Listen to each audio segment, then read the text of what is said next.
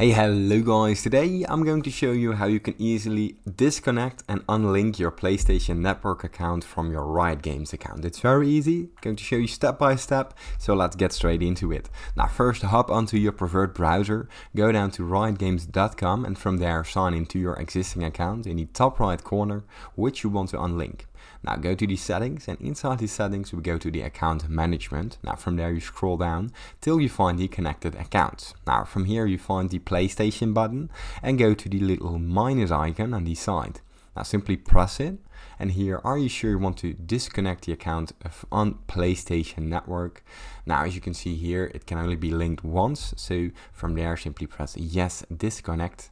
Now as you can see here, disconnecting will sign out your Riot Games account and all the other settings that will be used in this method. You can sign back in with your Riot Game account and another connected account. Now here, if you want to connect them, use the same PSN and from there press yes, disconnect.